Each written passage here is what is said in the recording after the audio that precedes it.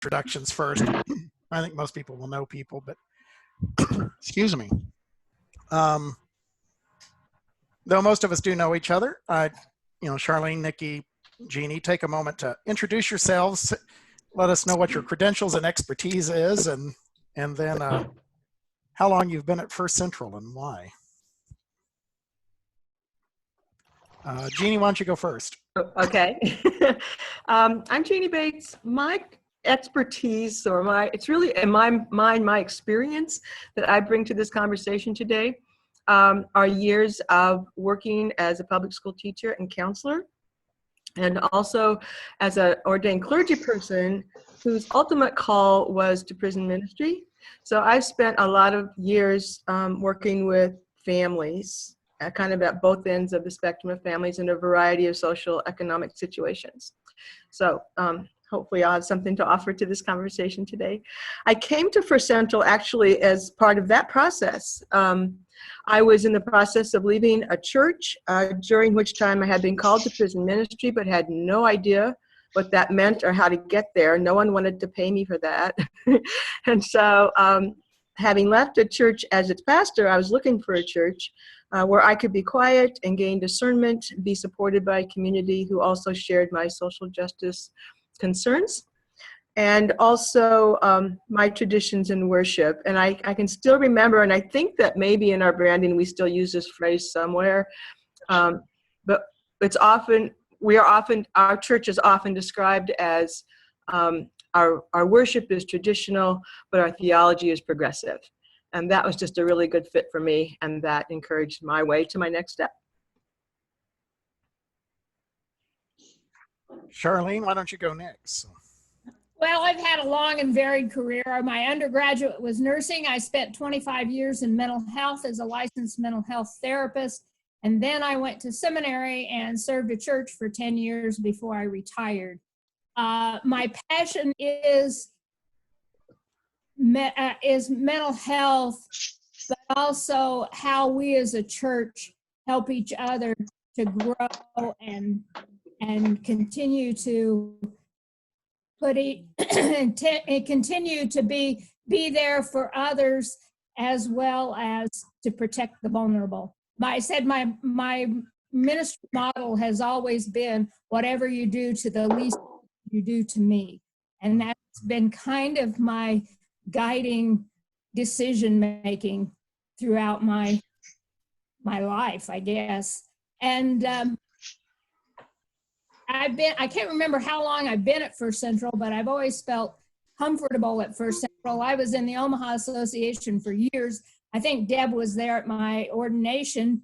And so I've known First Central for a long time, and I've liked the social justice that they do. And I'm a real fan of more traditional worship, so it fits me real well.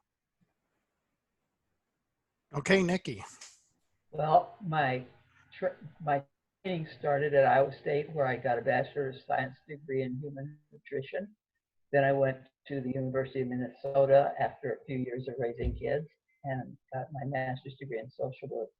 And I have specialties in both marital and family and group therapy.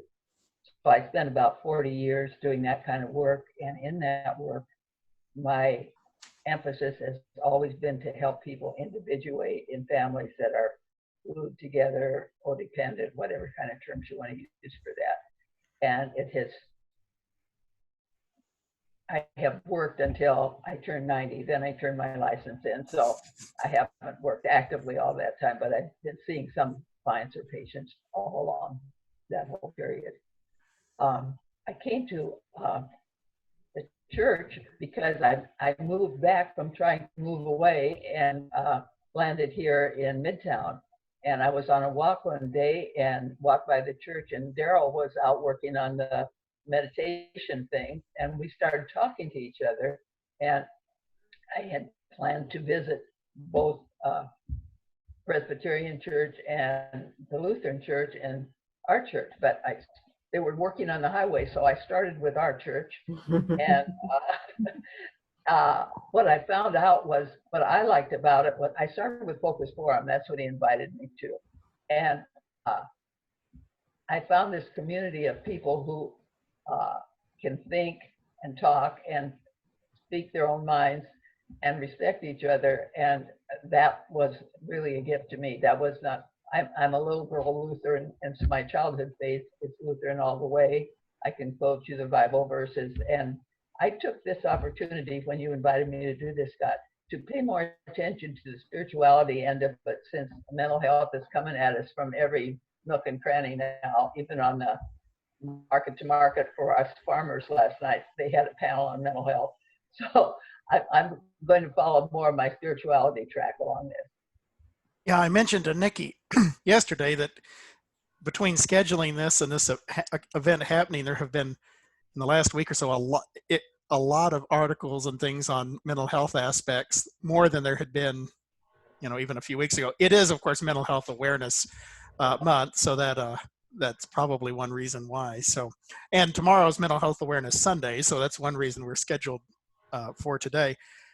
Well, I still thought our next question might just be an easy sort of question. Just for those on the panel, what has been your experience of the quarantine? Have you personally found it restful, stressful, somewhere in between, a mix of the two? What's been the best thing about it and the most frustrating thing about it? Whoever wants to go. I'll start with that, because my retirement has been a pursuit of all the liberal arts experiences that I missed by being a science major. So the week that we canceled, I missed 6 different occasions, symphonies, operas, et cetera, and what I have learned is that in that pursuit I was overscheduling myself to the max, and whenever there was something to go to that I thought I would have an experience about or learn more about, I went to it. So I think that's the thing I've learned the most about this. I am an introvert. I enjoy being by myself. I have buku courses from the teaching company to follow. I got books to read. I've got cooking to try new things out. So in a way, this has kind of been a gift to me. The thing I miss the very most is the trips I had planned for the spring to visit my little people and my family. I have 2 toddler grandchildren, granddaughters, and 15 great grandkids. And I really miss not being able to see them. I think for me, it's kind of been mixed. I mean, one of the things Nikki reminded me, we couldn't celebrate our great grandson's first birthday. We took a package over and left it on the front porch for him, but that's as close as it got. The older grandkids are all adults now, so it's with them, but not being able to see him. And I haven't seen him since January because we went on our trip. I got sick, and then I had knee replacement on March 17th, 16th. And so my first weeks of happened to be home, I would have been home anyway because I'm rehabbing my knee. And I'm still rehabbing my knee, but I've I find time because I'm like you, Nikki. I'm an introvert. I read, I do other things. It's not been terrible, but I do miss face-to-face talking to people because like that. But I've make it a point to call all my friends. They're very good about calling me, but that's okay because I call them and we talk and catch up, and we just find other ways to be in touch. Right. Yeah, I concur with a lot of the things that you have experienced. The unique part about, I think, what I have to offer to this one is that Scott gave us a choice of, are you somewhere in between? And I definitely was somewhere in between, the frustrating part and the helpful parts, because I'm also, I experienced this as a huge time of transition for all of us in the nation that's affecting all of us, both individually and as families. But in my case, I'm looking to retire in 10 days. And so all of those things that you expect at the end of 43 years of public service, that you're going to happen, how to say goodbye to my kids at school, how to leave my colleagues, how to anticipate what's next. It's like suddenly that time just went away. It just got abruptly taken away. And I find it on the one hand, just kind of weird. But on the other hand, it's kind of a relief because that's a really stressful thing. I don't have to figure out how to say goodbye too much because it kind of got done for me. The flip side, well, another side of that is that I'm terrible at working from home. I mean, I'm doing a fine job, I think, but I am inspired and stimulated by the faces of those children that I see every day. And to not get to see those faces every day is really hard to make myself get up and do what I can do online. I guess the substitute for that would be in the last 2 months, a good bit of my work in addition to lesson plans has been calling families. And I learned so much from them, and to hear of their struggles and to hear of their efforts to keep things going does add to my inspiration, even though I don't get to see them. So those are some of them. And like you others, I don't get a lot of family time in the first place. Most of my time with family is at basketball season, and that got cut short. And so we're trying to just be creative like everybody else. And you said you dropped off packages. We've been mailing packages, and then the families have been video, phone, the celebrations at home to watch them open presents. And we get to talk to each other at present time. So that's been a helpful thing, but it's always a challenge every time to figure out how to do that special thing. Like Nikki's missing all of your cultural things. Me too. I go there with friends. I don't get to be with those friends anymore. So that's kind of my part. Can I, one more thing? Sure. Actually, the worst thing is having to face the fear of death. The fear of what? The fear of death. Death. That's the worst thing. And at my age, obviously, I've been thinking about death for a long time. But this kind of a death sounds so horrible that it has led me into the kind of spiritual work that I should have been doing. That I appreciate Scott inviting me to think about all this, because that made me do some things that I know how to do on my spiritual track that I hadn't been doing. Well, that wasn't our next question, but that seems like a fertile ground of discourse. I mean, so how do, that would be worth conversation here. How do you then face your own mortality or the fear of getting this illness or of facing? The way I did it, I have two kind of spiritual guides in my place I am now. One of them, and they come from all different tracks. One is Pema Chodron, and she has written a book, which I have here, When Things Fall Apart. And I got a copy that I'm going to give to the church library. Michael was asking me about that yesterday. So I have a copy. Ordered a copy, and I'm going to give it to the church library, so it should be over there. The other person who I get to listen to now that we do church by Zoom or by computer is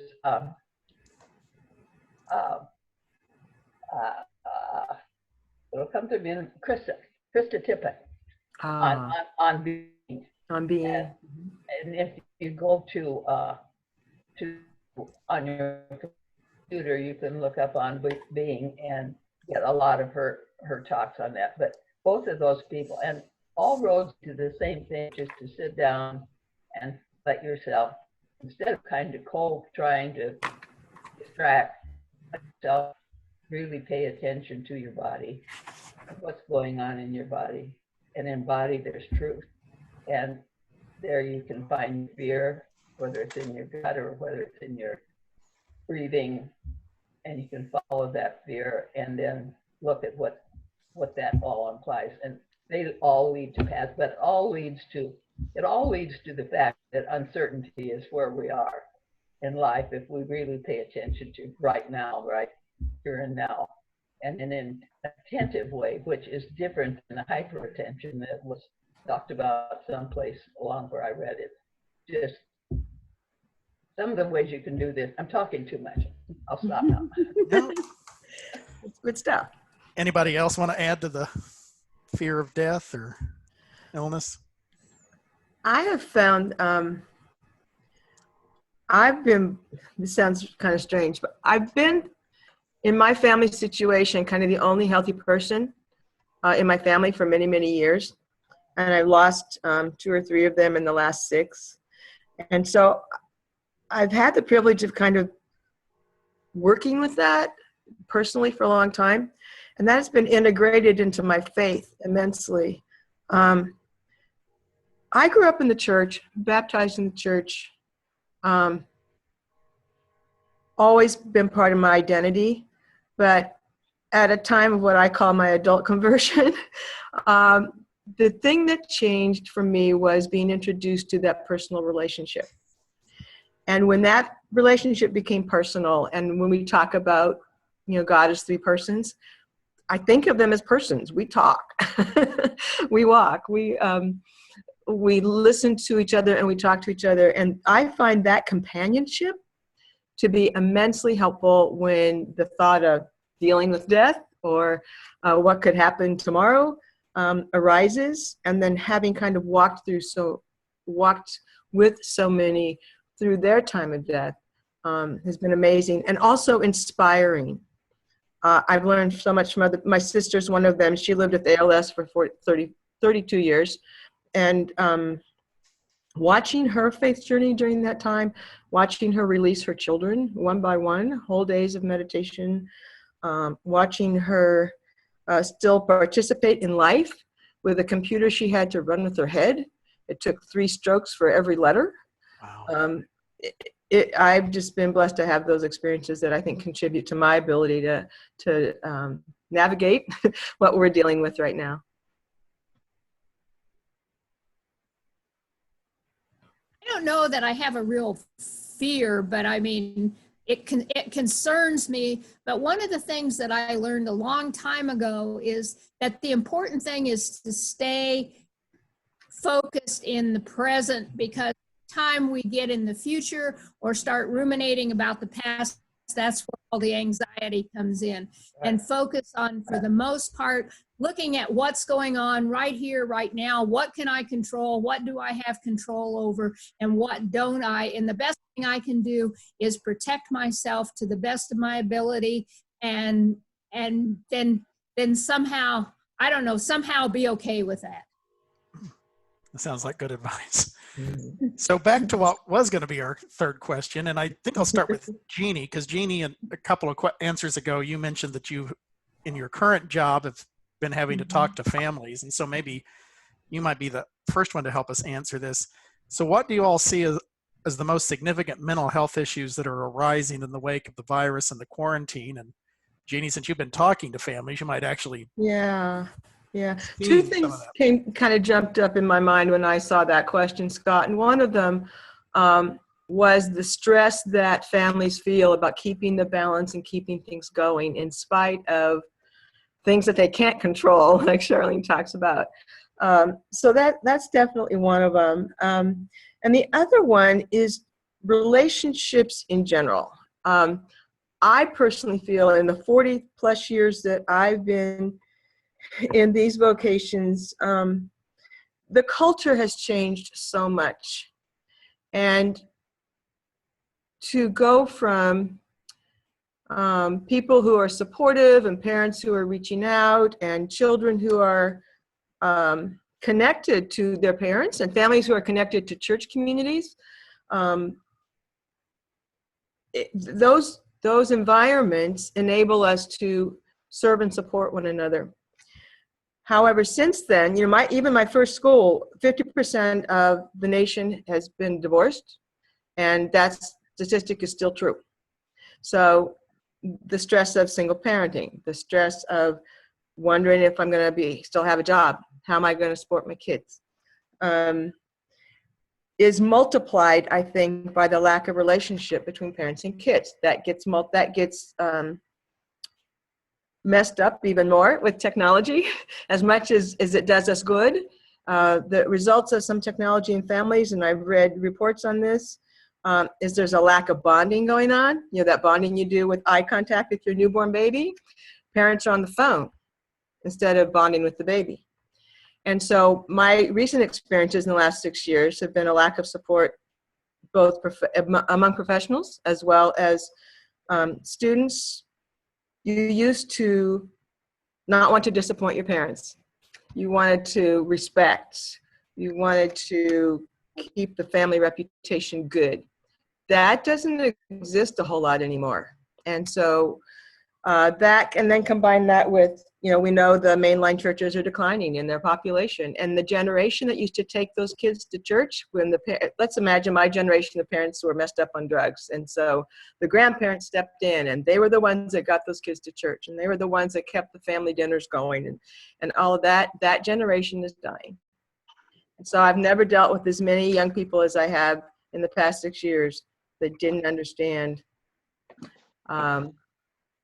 They're stuck now with trying to impress their peers and avoiding education because they're behind, which means just acting out so you don't have to do the job or learn some more. It's a tough, we're in a tough time.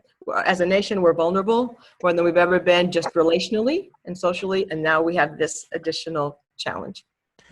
So part of it is there are mental health challenges, but they're exacerbating ones that were already existing before all this, right? Yeah. Yep. Charlene, Nikki, what do you think?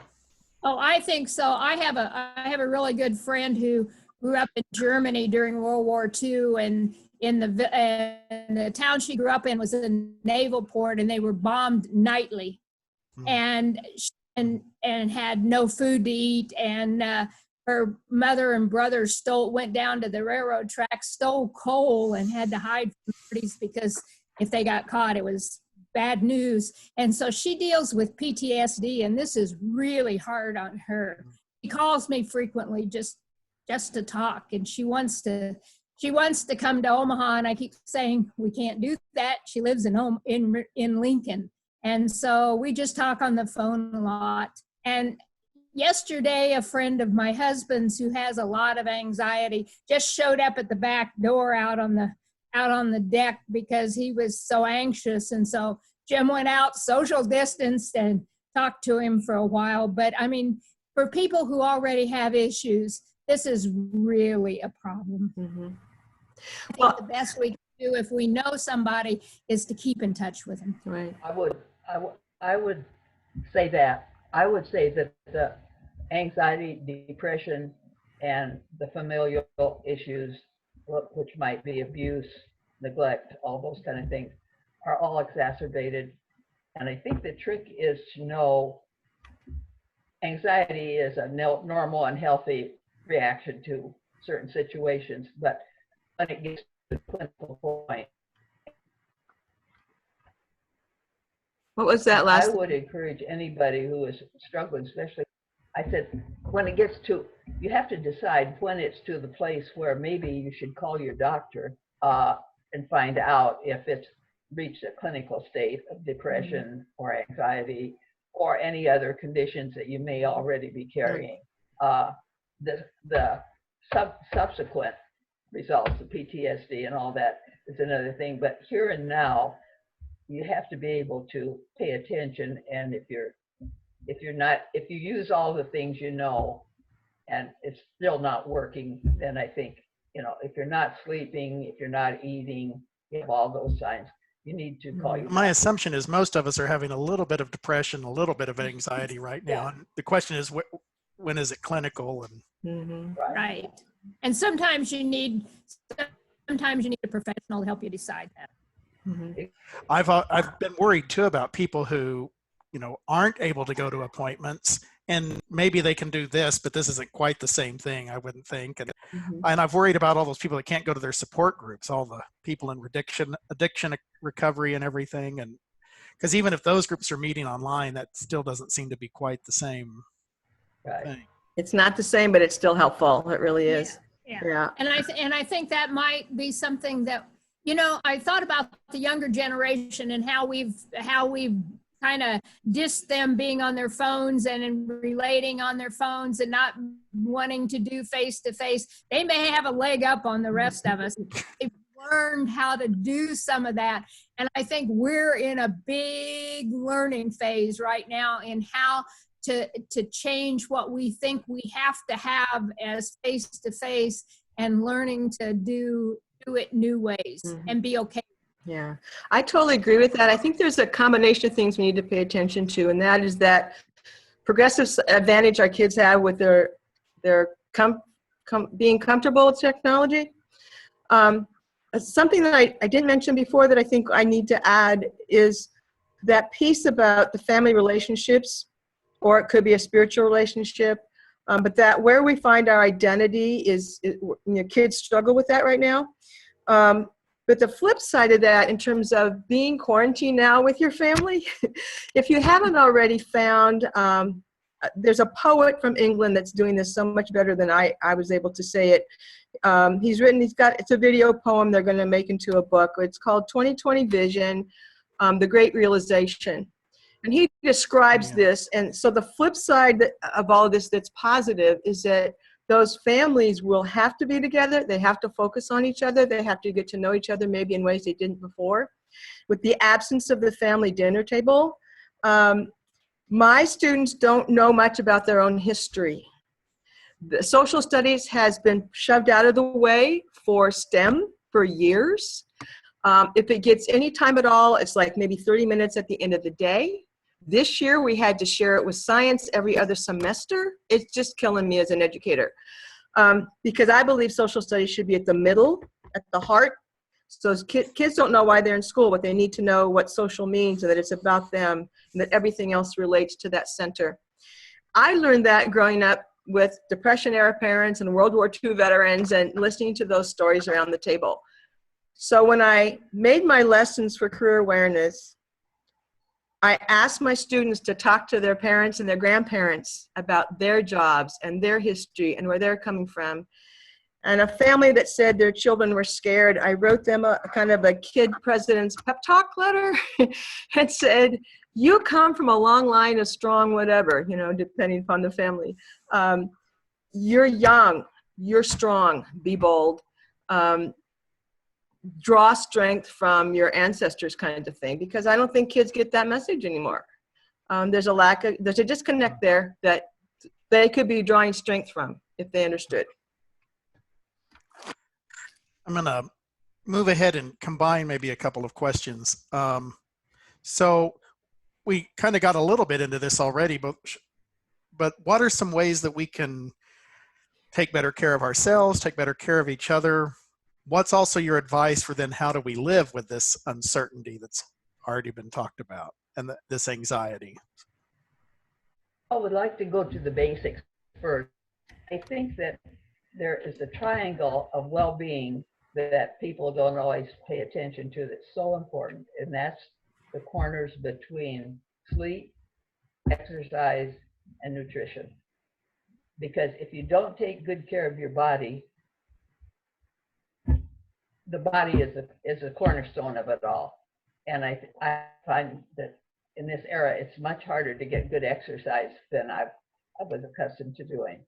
But to pay attention to those three things is a cornerstone. So I think that's the main thing I do to take care of myself. And the other thing I do is allow myself to do the reading and self. I stumbled on a thing a while back, a long time back now, that is called contemplative prayer. Some people would say it's much like meditation, but I think that is a core thing to spend some time every day, where you either just follow your breath, or you can use a mantra. Some people have a spiritual mantra they use, and let yourself get centered.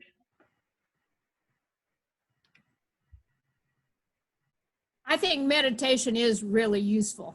I don't do as good a job with it as I should. When I was in seminary, we had a group every week that met and did meditation weekly, and I really miss a group to do it with, but I can do it on my own. The other thing is really important is exercise, and that hasn't been too hard since I've had to pedal and do everything else. So I'm probably getting more exercise now than I have in a long time. And food, trying to keep your regular meal habits and try not to get into overeating, because this is a good time to graze. There's nothing. It's really easy to go get a bowl of potato chips or whatever else there is in the house to just nibble on, and trying to be watchful about that, because we can, at least I can fall into that habit real easily. I shared those concerns as well. And like I started working at home and instantly gained 5 pounds. And it's like, I still, I do double workouts, but that temptation to be at home all the time is there. And also being in the process of retiring, I'm looking around and I try to watch other people and learn from them. How did you do? My sister and brother-in-law, they only do 2 meals a day now because they're retired. They aren't as active as they used to be. And so I'm trying to remember that and do it. I'm not there yet. I have a lot of work yet to do, but I share those concerns. In light of the mindfulness and the meditations and the breath prayers and those kind of things, I totally agree. I found that I can, and Katie, your meditation this past week has just been so inspiring because I realized that I've been blessed with an east window and a walking trail nearby. And I can combine my exercise and my time outside with my spirituality. And so there's not a day that goes by that I can't look up at the sky and give myself opportunity to give praise and thanks. A habit I gained when my sister was sick because she was on life support for so long, while she was living, literally. I would just thank God that I could put one foot in front of the other. Focusing, my spiritual director is awesome. She's taught me so much. So one of the things that stick with me that I recall regularly is to focus on the positive and let the negative go. What you said earlier, Charlene, about stick in the day. If you think too far ahead or ruminate too much on the past, you'll get stuck. So those are things that are helpful to me. And then, I'm never alone. I'm never walking by myself. Christ promised that he will never leave us or forsake us. I have that on a little placard by my door. When I go out the front door, it's there every day to remind me if I forget. I claim the promises frequently as well when I'm out there, or anywhere, trying to stop myself when I get upset. I think I'll stop there. So one of the issues at the moment is that there's so much moral complexity that's part of the uncertainty, particularly as we are now in this reopening phase, and what may be this kind of drawn out middle phase is that a lot's going to fall upon individuals and their own decisions and what they're comfortable with and what they aren't. And then, people in families and friend groups and other, will make different decisions, and that's probably going to tax relationships. So how do we deal with,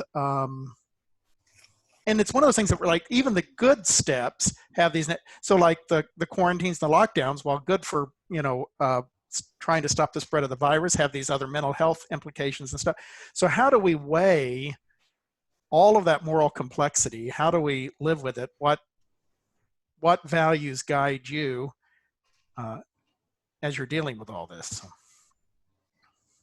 Well, as I said before, the thing that's driven my ministry is whatever you do to the least of these, you do to me.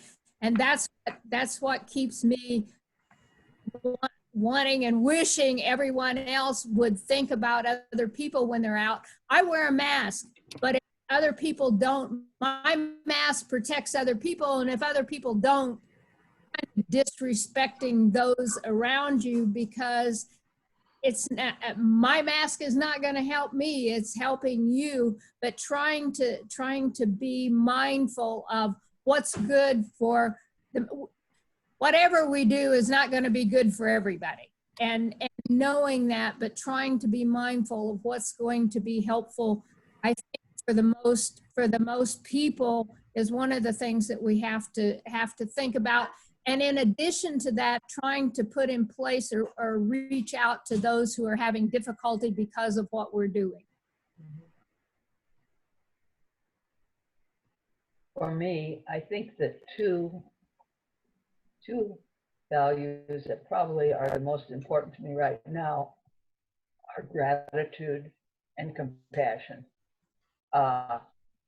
Compassion goes a long way in meeting all the good people who disagree with me on a lot of different things, is still that love. And there are lots of exercises for that I've learned both from both of the authors that I have recommended before. But I think gratitude takes you a long way in appreciating any other individual person for their impact on your life and for what you've learned from them.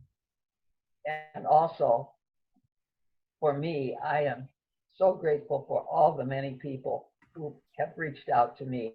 I suppose because I'm an old lady, even though I don't feel like it, and have just made me feel like there are a lot of hands holding me up as I walk along my path. God, I really wanted to thank you for this question because I had to think about it, because there are times that I get really angry. And one of the things I've learned along the way is that behind all anger, there's fear. So when that anger kind of takes over, I have to stop myself and say, what are you afraid of? And like the others, the attitude of gratitude, I can call upon that. I think about what I had to learn and apply about trusting God at times like this. I believe fully that God uses everything. And so sometimes I will pause and look around for is God possibly using this? You know, which brings us back to pulling families together and the poem I mentioned about the great realization. Thank you. Thank you. Which is excellent, by the way, and I put the link in the comments. Oh, wonderful, wonderful. And then when I think about how to imitate God in all things, the two things, and Nikki mentioned one of these, you know, two things just jumped out at me. And one was love is, you know, all the compassion and the kindness that we can give even to the people that haven't maybe been kind to us, or the politicians that I'm angry at. But also, what is the life-affirming thing I can do in this moment? Whether it's for myself, whether it's for somebody else, whether it's to get politically engaged more.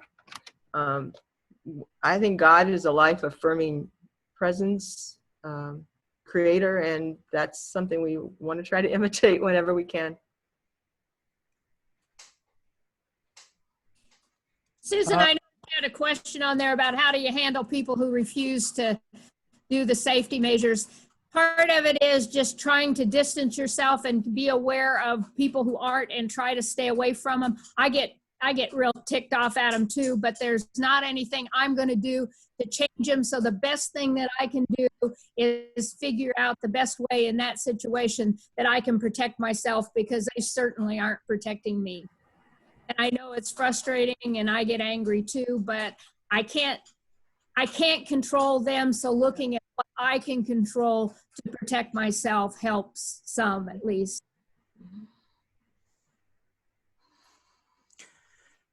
I'm going to skip on down in the questions that I have for you panelists to try to keep us within the last one of these went for an hour and a half, but I'm going to try to keep this one a little closer to an hour. So that one, I thought there was a little more tolerance for the length of time. So, so kind of let me move down to what would be question 9, if you've got those in front of you. So, how do we keep focused on faith and hope and not succumb to fear and despair? I so appreciate those Sunday morning YouTube worship services. That helps. That helps. Looking out at nature, especially right now, my lilac bushes that we planted last year are just starting to bloom, and just looking at things that are happening around us that give us hope. I mean, no matter what, the garden, the plants still bloom, they carry on. And so, you know, we just need to carry on too. Mm-hmm.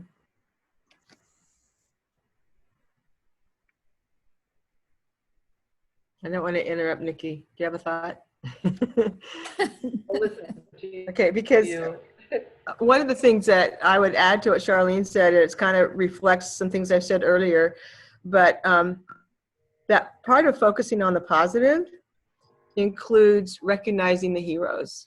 whether they're historic, whether they're biblical, whether they're the people we see on the news every night. I can draw strength from them. I can draw my character.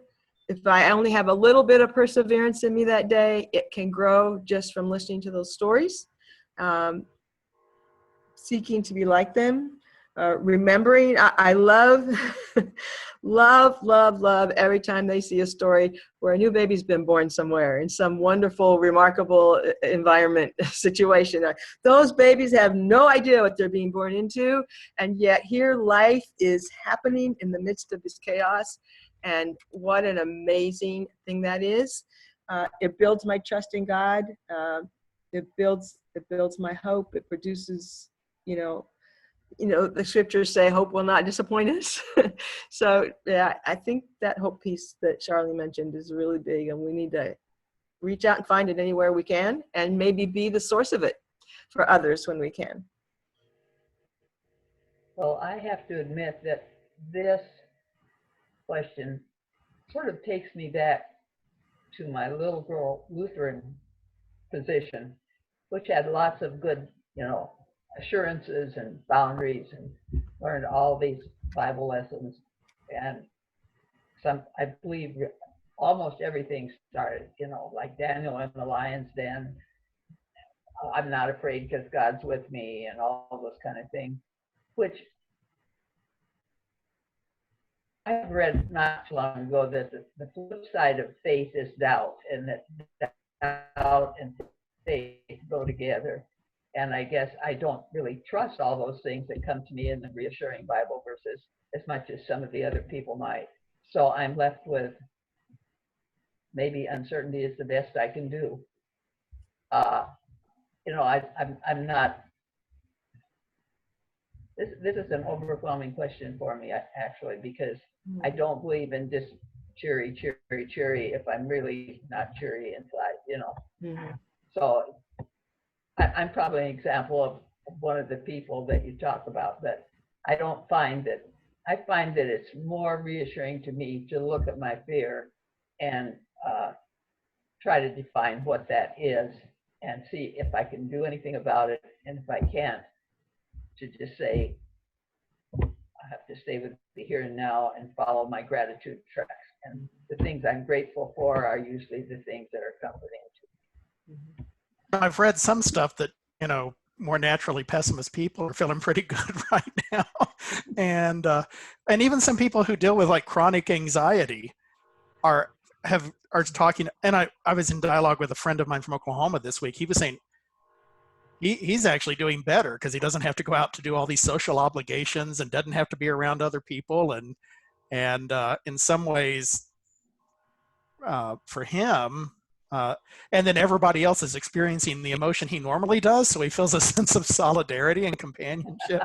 So You're not alone. I know I've shared a lot of. I'm sorry. Go ahead. It's okay. I was just going to say, Nikki, yeah, you're right. Sometimes we just have to sit with our fear and anxiety and let it be there and try to figure out what it is. And if we can't, just work at accepting it's there and go on and do the best that we can. Because sometimes we get rid of it. Yeah. I might add one other thing and if I look at the arc of my life, my father went into the Great Depression back in the day, and at that time my mother died and her father died. So he lost his job, and out of that complex of things that happened in a crisis like our crisis now, he went through life racked with anxiety. And our family went through life with a tight lid on all the grief and rage. And that's one other thing that I didn't mention before, but I think that this situation has activated unresolved grief in lots of people. Mm-hmm. We grieve for what we're missing now. I grieve for I was set to fill up the rest of my life, as long as it is, with lots of good experiences and activity, and I have to give that up. But I think there is a pervasive grief that is activated along with this, and it may give us the opportunity to grieve things that we have shut off, shut down, put the lid on. And it's important to let ourselves do that, I think. I was going to say, I know I've shared a lot of my personal mantras today that help me, but I'm going to share one more, because at one of the worst times in my life, I couldn't kick myself out of this terrible situation I was in, or the outcomes of it.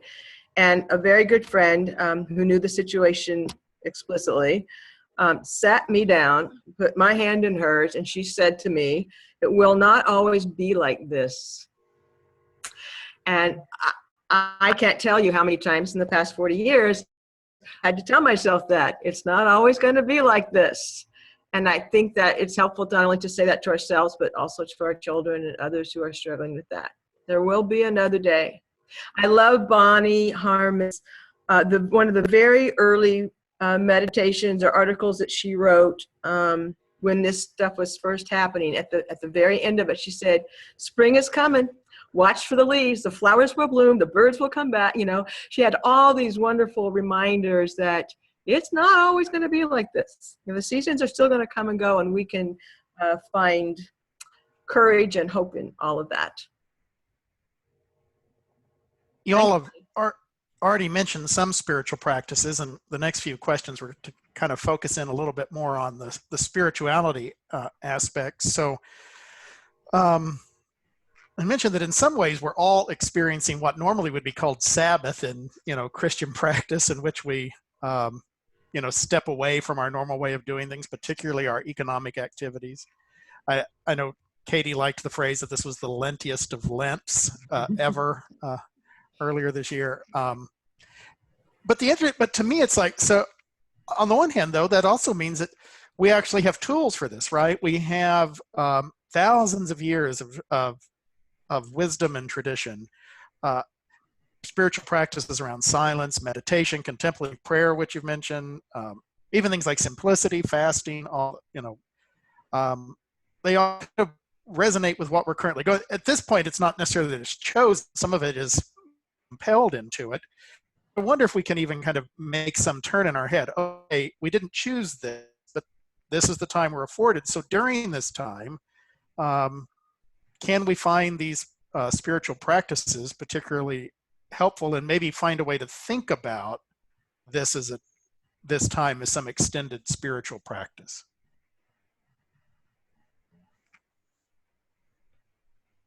I would totally agree with that, Scott. I think what a lot of people have said, both before we got started and with the panel today, is that our kind of time has changed. More time to meditate, more time to reflect, more time in isolation. And that can be used to our advantage. It kind of makes every day a Sabbath day if that's how you choose to use it. I'm also one who, when I'm through with my workout, I sit down with my prayer journal, and I'm a writer, so that's an outlet for me. If I look back on that, suddenly I don't have to abbreviate my time, because I don't have to run to school right now. I can work from 11 to 11 instead of 8 to 8 if I want to, and so I've got lots more pages in my journal. I have a CD called Yoga for Teachers that I picked up at a conference probably 10 years ago. It's still in the wrapper. And I can't wait, now that I have time, to pull that out and say, this will be a new spiritual practice for me, and extend our time that we might spend in spirituality that will encourage us and strengthen us to encourage others, because we've been forced into this time. Use it for God uses everything, and God's going to use this for good in ways we probably cannot see and may not realize for a long time. Well, as the only non-pastor on this panel, I will put myself way out on a limb. One of the things I've learned from my Buddhist reading is that every moment can be a spiritual moment if you stay in the moment and pay attention. And like they say, when you're washing dishes, if you're washing them by hand, pay attention to the experiences that your body has while you're washing dishes. while you're walking, while you're making a bed. If you just pay attention and stay in that moment, that itself can be a spiritual practice. Yeah. In my framework, I don't know if that fits with the religious. But, Yeah, I love that because it's our spirituality needs to be not something that we do so much as who we are. So it's not something that goes away. We don't want to separate our spirituality from the rest of our lives. It's that it drives the rest of our lives, and it's constantly should be. And my efforts are to kind of constantly have that being the driving guide for the choices I make and the things that I do. And you expressed that really well. Would Nick? that be the same as my idea that being there is more important than doing? Mhm. And that if in any relationship with another person, if you're totally there, that is a communion in itself. Mm-hmm. Absolutely. Nikki, in the Christian tradition, this idea, the best little book about is this little book called The Practice of the Presence of God by this brother Lawrence. And in his monastery, Lawrence was the cook. He wasn't the abbot or anything, but so they collected his letters that he'd written to people later and published it as a book. But he talked about the spirituality of growing the food and preparing the food and cooking the food, and so it wasn't heady sort of stuff. It was but it was how to even connect with God doing these routine, daily, mundane tasks. And a lot of us are doing routine, daily, mundane tasks. I am so sick and tired of washing dishes and cooking 3 meals a day. I'm trying to think of those as spiritual experiences, but it's a lot harder now than it was in March. Charlene, You're in that water. Remember your baptism. Back to the, just a kind of a side trip, but back to the meditation. If any of you are interested, there's an app that you can get for free. I have it on my phone. It's Insight Timer, and it's a meditation timer, and you can set up, sometimes I know for people who have difficulty meditating, and it's helpful for me, you can set up any number of little dings or bells to kind of keep you grounded while you're doing it, and you can set it for any amount of time. And if you're having trouble, maybe set it for 5 or 10 minutes to start with, and work up it. You might find that helpful, but I've found it helpful for me because I have trouble meditating by myself. I really do, but I found that particular app helps keep me on track a little bit better. So it might just be, if anybody's interested, it's option to try. and another thing, this is a really good time to use the church labyrinth. On these really pretty days, to come down and use that to walk. I've discovered with a 5-year-old that you can actually play tag within the labyrinth. That's not quite as meditative, but still spiritual in its own way. 5-year-olds keep us going. But that's if you want to, get out on a nice day, but you don't think you're up for a hike, you could come, walk the labyrinth. So, also on the spirituality question, I wrote this week in my column for the church newsletter about the dark night of the soul. And I know that not everybody necessarily is having something like that experience, but it has seemed to me that this is a time where that's a possibility. And part of that is there's this wisdom in the Christian tradition that when we're experiencing anxiety, grief, loss, depression, that those might actually be the moments for intense religious experience, and not because the normal idea would think that at those moments you're disconnected from God or are the least spiritual moments. But there's this great wisdom in our tradition that those can actually be some of the most profound moments of spirituality. What do you think about that? Do you think that's a helpful way to look at this particular moment for at least some of us? I absolutely do. That, I'm sorry. Go ahead, Nikki.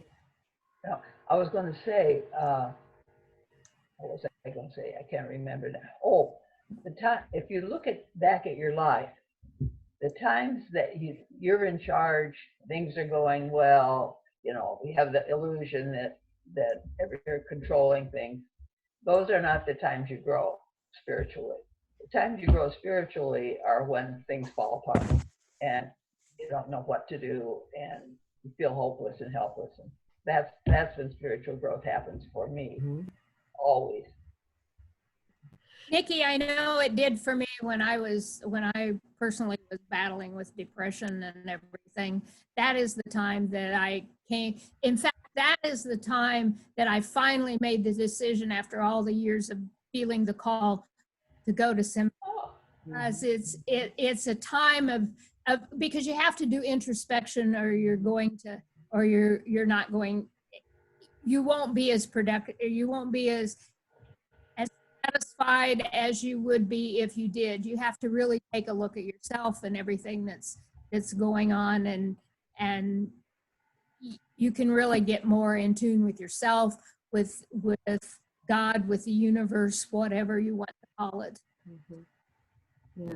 I think that those times if we have the courage and the will to move toward God and embrace whatever that situation is, instead of be angry and disconnect ourselves from God. I mean, I've had my fist shaking days at God, but I combine it with what I believe about what God, and I'll say, I want to know how you're going to use this. I want to live long enough for you to show me how you're going to use this for something good, because I'm so upset with whatever it is, whether it's a grief or a disappointment or an injustice.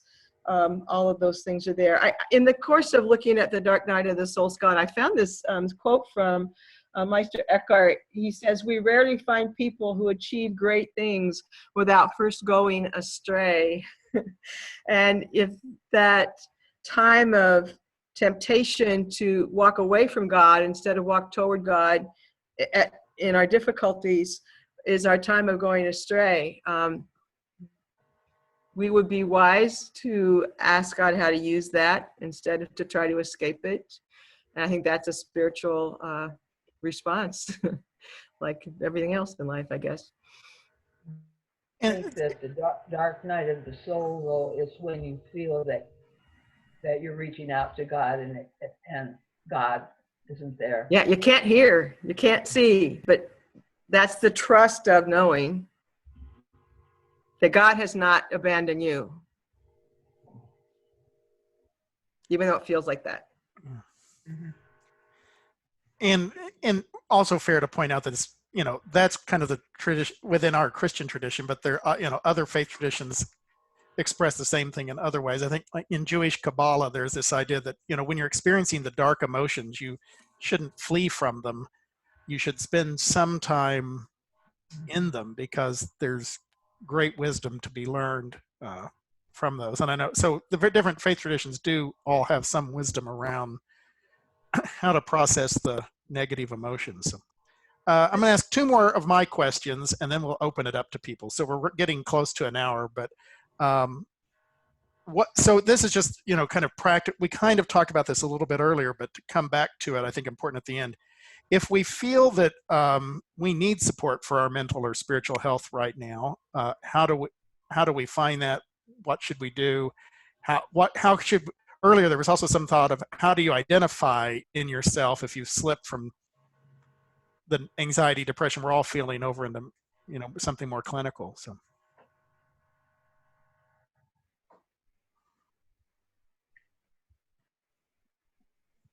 I think reaching out is really important. You talked earlier, Scott, about when you get to that point, what do we do?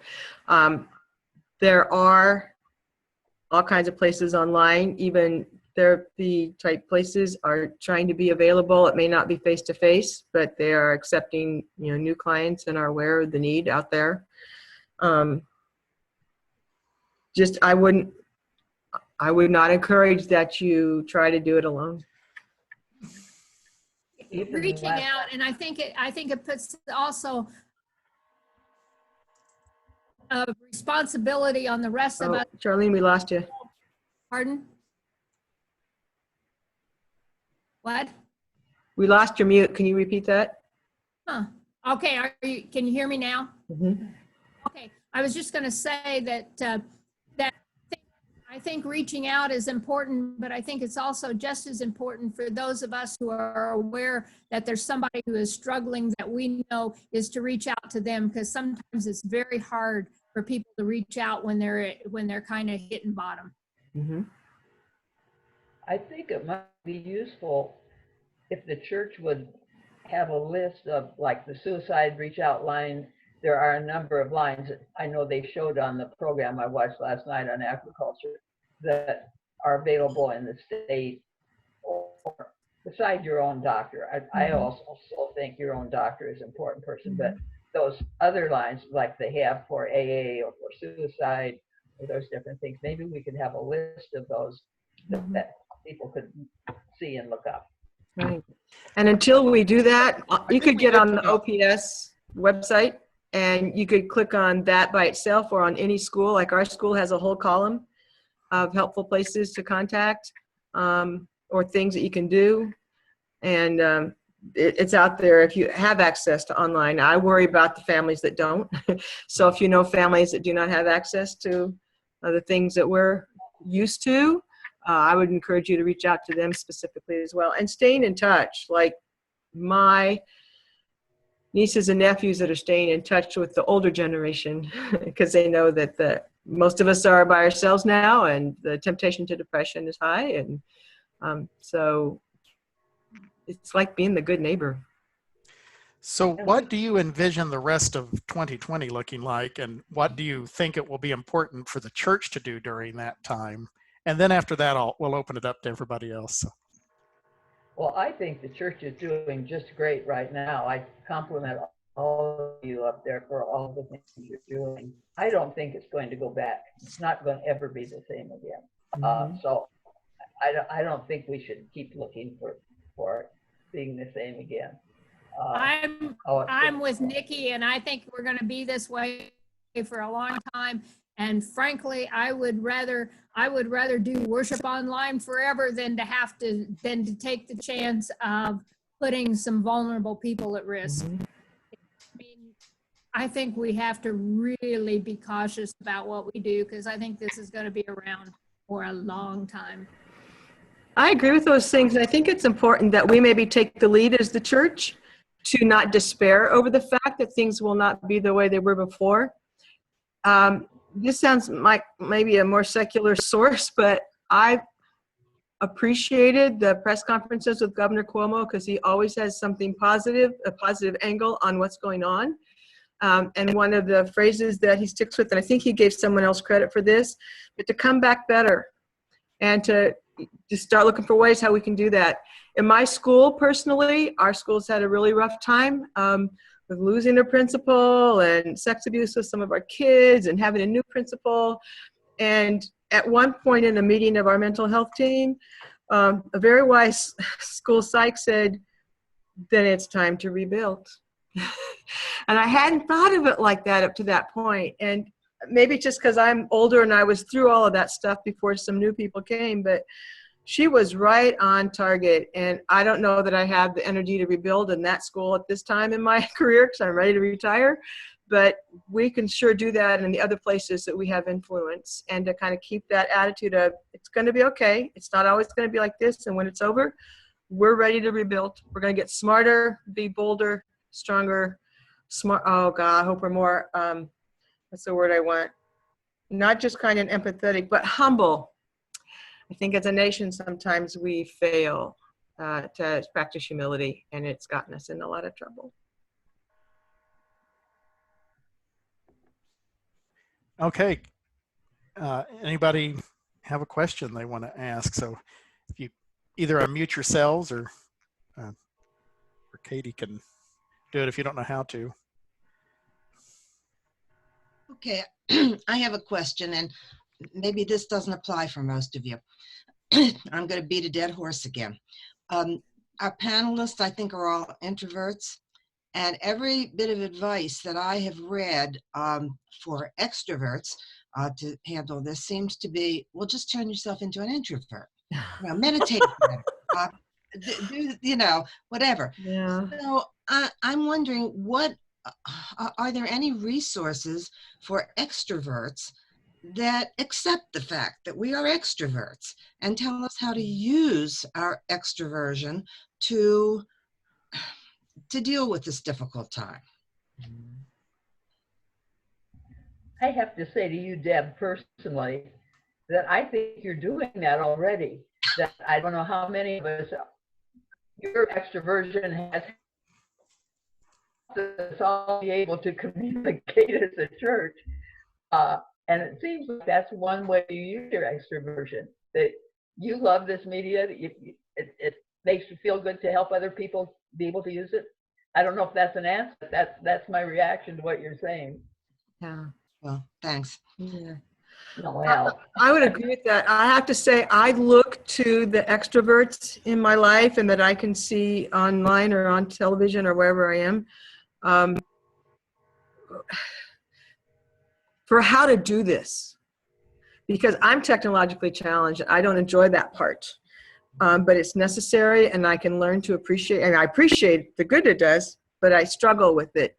And so this might be something y'all could share amongst yourself, because I'm sure all of you have had either personal experiences or seen other people's efforts at this. Like, Deb, you keep that faith form thing going. You know, you're here at every one of these things. My nephew and his wife have, after 5 years in the Marshall Islands, took a world tour and are now settled in Hawaii. Her parents are in Kansas City and we're in Nebraska. And when they're, I think it was Mother's Day or Easter, it was a holiday came up. They got creative. They all got on Zoom at the same time. The parents sent them a gift card to get a meal catered. They had Easter dinner together because they figured out how to do. I mean, I would not have done that. My introverted self just said, oh, you know, deal with it. You know, have a nice meal, drink some wine, you know, but you would have done something like that, you know. Well, thank you. I appreciate the kind thoughts, but and yes, in many ways, I am dealing with this better than a lot of people are. But I know I'm having trouble too, because sometimes I'm having trouble sleeping, and that, as Nikki said, and as I think all of you have said, that's something I have to pay attention to. That's an indication that there's something that needs to be looked into. So I need help too, in other words. I think Deb too is looking, this is going to sound kind of trite, but looking at what feeds you and what gives you feelings of well-being, and finding ways. Each of us have to find the way to do that in this situation. What is it? And I know one thing that extroverts love is to have a lot of people around them. Frankly, I like to stay in the corner when there's a lot of people. But I know that's one of the things, and I know this is a terribly hard time because you can't get out there and do that. But finding ways to try to make the best possible, set that up to as much as you can, like with Zoom meetings. I know it's not the same, but trying to find ways that will feed that part or that need in you. And I wish I had the answers for you. Yeah, I've discovered in this time, like, because I thought as I'd grown older, I'd grown more extroverted, but I've discovered how much I'd grown more introverted, but I've discovered now in this time how much how much of my energy is now drawn off of being around other people, and how I'm definitely feeling that loss. So, and I keep looking out for how people are doing that, and depending upon how many rules you want to follow and how anxious you are, like, this just sounds so practical, but I really hope other people will jump in and share their experiences. Like just last week, my sister and my brother-in-law, they're up in Colorado. They had all these groups going with their church in their neighborhood, and they couldn't do those anymore. And as things get a little bit more relaxed, as long as they're still following the rules, their Bible study got together for the first time last week. You know how they did it? They found this great big gazebo in the park. And then they all sit around the edge in the gazebo and they wear their mask and they bring their lunch. So there's that person-to-person place. I'm going to be on the lookout in the coming weeks for how I can do more of that. My walking trail is 8 feet wide. And my friend wants to come walk with me. And I'm going to say, okay, one of these days. And we're going to walk the walking trail. We're going to talk first person to person, face to face. And we're going to stop at the gazebo up at the park and have our lunch, because I gotta have it, kind of like you do. I am an introvert too. I have to make myself do extroverted things, but I'm a people person too. And so I got to do that. What do you do, David? Well, I think there's we've been talking in terms of introverts and extroverts, and we're thinking anthropomorphically. But I think there is an alternate vert that has to do with the animals and the plants and the flowers and the trees and the weather and the rocks and the soil and everything else in creation that we're sort of excluding with that kind of perspective.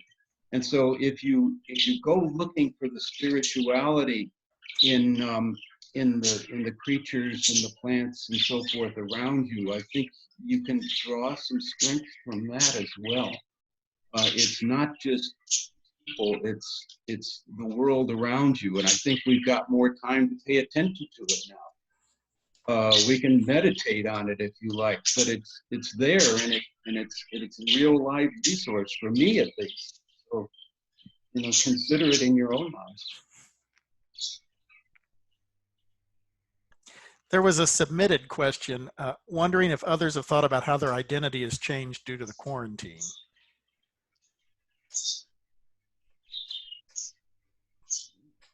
I talked on Sunday a little bit about how I had processed that question, so I'll let somebody else answer that now.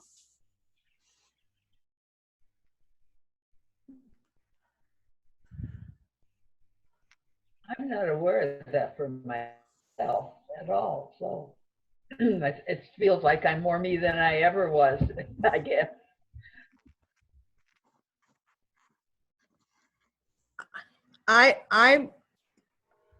My identity is changing, but because the quarantine's happening at the same time I'm retiring, I'm not sure which is the impetus. So yeah, like for you, Sunday, and I appreciate so much that you shared, what this has been like for you.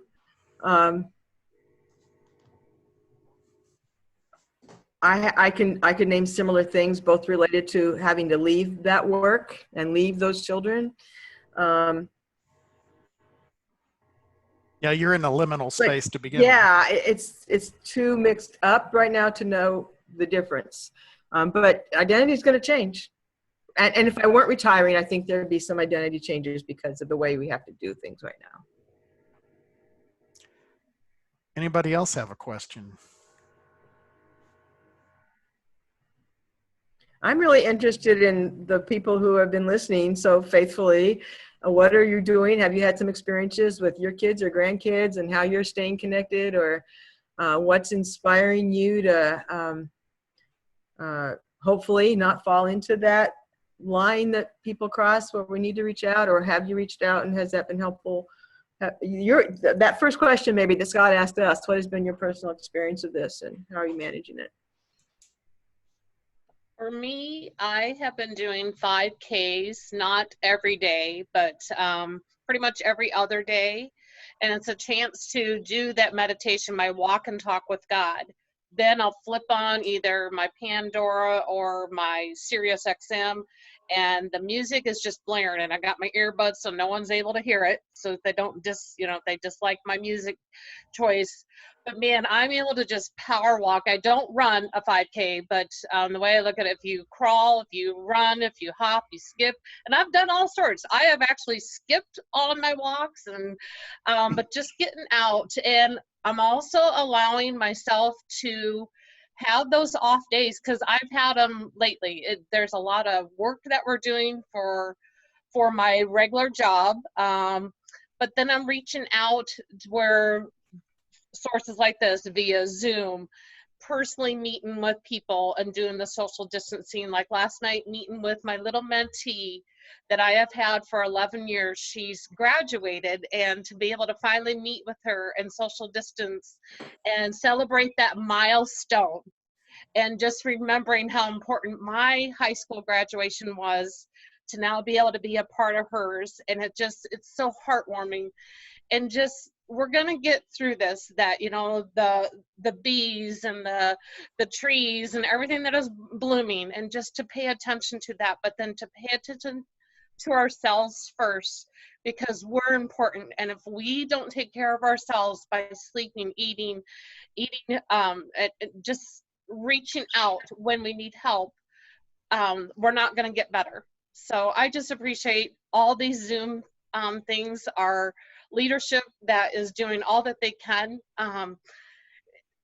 I miss singing in the choir. I'm not gonna lie, but man, I tell you what, I am vocally singing, and I've got my front door open on a Sunday, and I don't care if my neighbors hear me, because That's awesome. I'm trying to focus on the positive. And there's two positive things that have come out of this for me. One is we have children and grandchildren on both the East Coast and West Coast.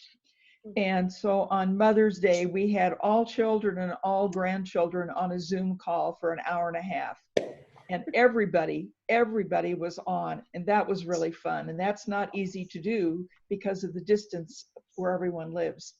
The second thing that's positive is that I am back on the bench full time right now because a 57-year-old judge is in deep doo-doo.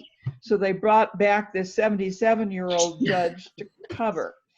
And because the courthouse has been closed, we've been doing all hearings by WebEx, and it's gone incredibly well. There's a whole lot more that can be done without requiring inmates or attorneys to come to court, because WebEx has worked so well. It will change how we do things in the future. So that's been very interesting and fun, and I can do WebEx out of my home. Awesome. By the way, I'm at some point this summer going to probably do one of these where it's just me talking to Zachary Zace about the technological implications of this moment and what we've learned.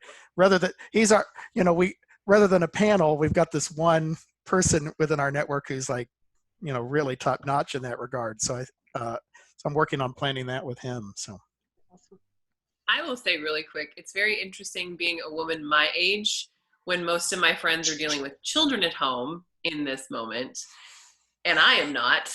And I walk a lot in general, but I think I average right now about 15,000 steps a day, which is actually excessive. Like, nobody actually needs that many steps. But it has always been a way for me to help manage my anxiety. And now it's kind of to the 10th degree. And as a result, I'm probably in better shape than I've been in a very long time. And I feel bad saying that because I have all these friends who are at home with children and struggling with that, but they get hugs every day. So like, it's a very interesting dichotomy to be in where, like, you know, I feel like there's a lot of weighing who has it worse and who is having the hardest time with this, or introverts see it or extroverts. And, you know, I'm an introvert who really misses being around people. So like, I think that there's so much, Scott and I have talked a lot about this actually, that there's so much like nuance and ambiguousness as to how everyone is experiencing this moment. And it's a very interesting, I mean, time to be alive, but time to be in a lot of spaces where there's a lot of demographics of people who are all having very different experiences of this time.